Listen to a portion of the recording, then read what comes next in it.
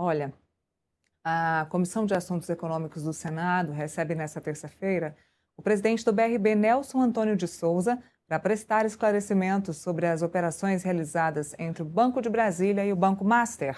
A audiência foi solicitada em meio ao avanço das investigações sobre o caso e a cobrança de senadores por mais transparência sobre as transações, os mecanismos de controle e a gestão de riscos adotada pela instituição.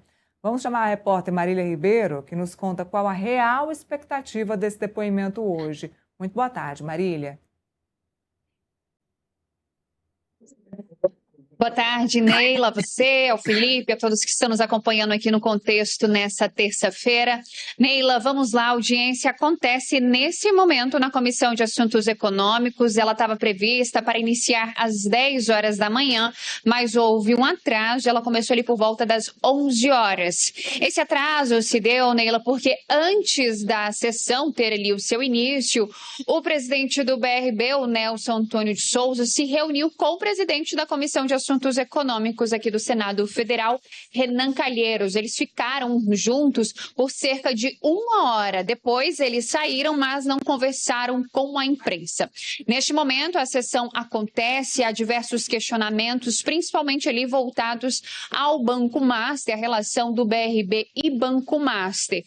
Vale a gente trazer aqui que essa audiência com a presença do presidente do BRB foi feito ali um convite, o requerimento foi feito pela senadora Damares Alves, do Republicanos aqui do Distrito Federal. Então, se o presidente do BRB não quisesse vir, ele estava ali no seu direito por ser um convite, mas ele compareceu. Entre os questionamentos ali feitos pelos senadores, obviamente veio o Banco Master. E antes mesmo do presidente Nelson de Souza responder, o presidente da CAI, o senador Renan Calheiros, ele acabou lembrando o dia em que o presidente do Banco Central, Gabriel Galípolo, esteve aqui. Ele citou uma das audiências de Gabriel Galípolo e disse que o Banco Central colaborou com o Banco Master. Depois, nós tivemos então ali a fala do presidente Nelson Antônio de Souza, que disse que o BRB vai colaborar com a responsabilização de quem cometeu irregularidades ligadas ao Banco Master. Além disso, ele afirmou que o BRB reconhece os desafios enfrentados pelo próprio BRB e não minimiza a importância dos fatos serem apurados. De acordo com Nelson, o dever é preservar o BRB, corrigir falhas, colaborar com a responsabilização de todos aqueles que cometerem irregularidades e garantir que o banco continue servindo a população com solidez, segurança e transparência.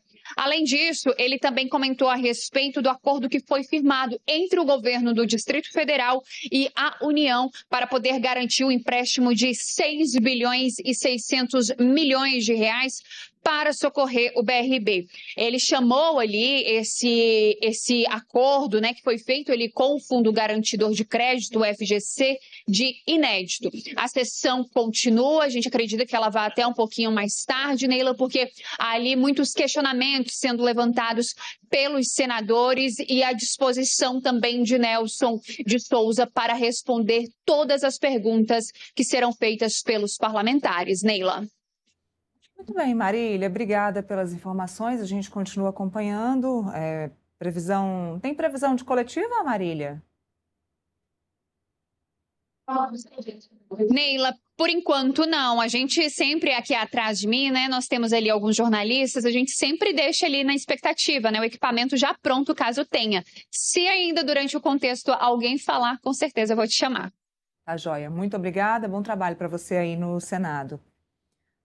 Bom, vamos falar mais um pouquinho antes do programa acabar sobre esse assunto. Então, Senado ouvindo o atual presidente do Banco de Brasília, muita coisa para ser ouvida. E deixa eu já falar com o Felipe sobre isso, porque o mais importante de tudo, e que eu acho, Felipe, que deve ser questionado, é a questão do BRB estar pegando empréstimo aí para tentar salvar a pele.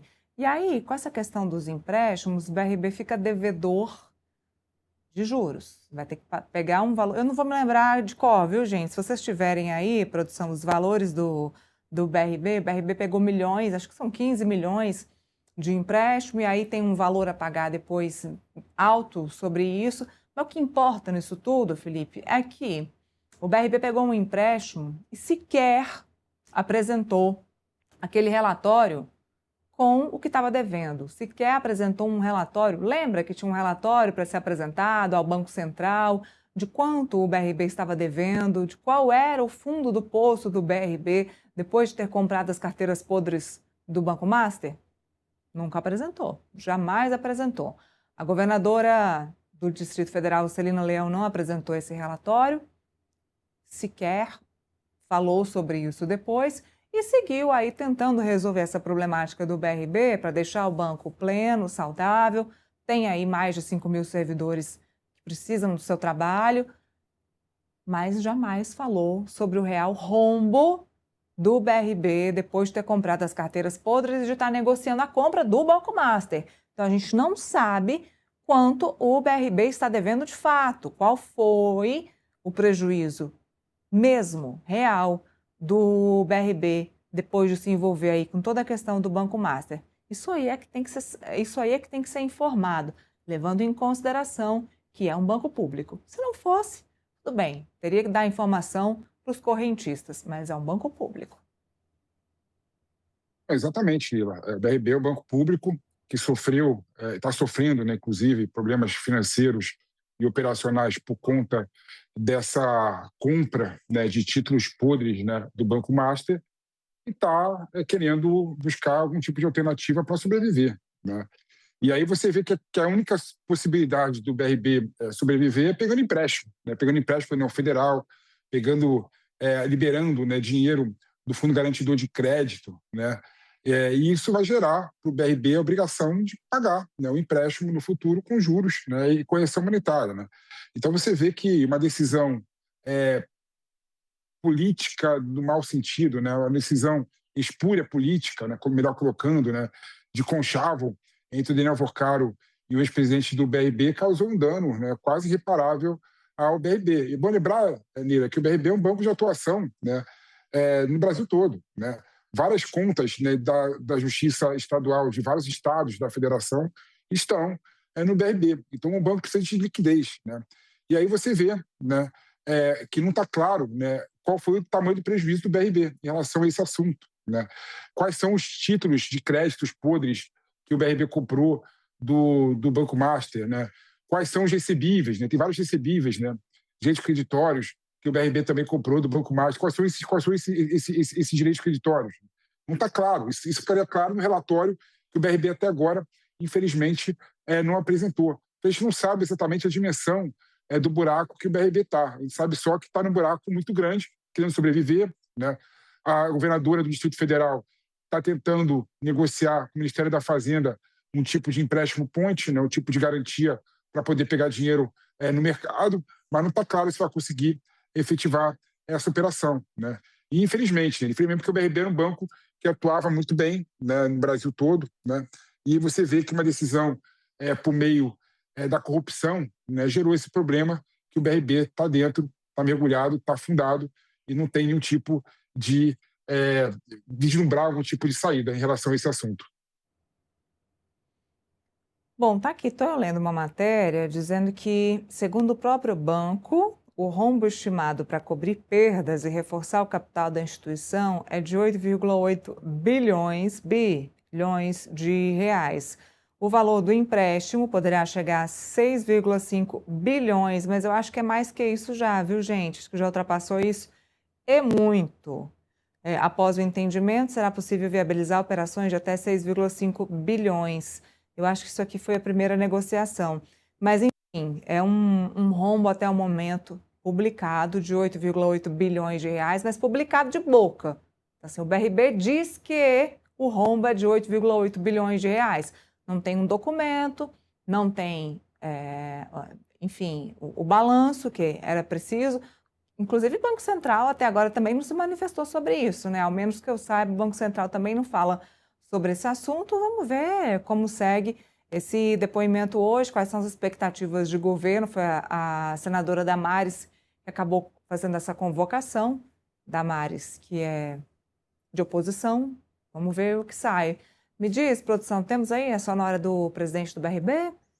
Vamos lá, vamos ouvir o que diz então o presidente do Banco de Brasília.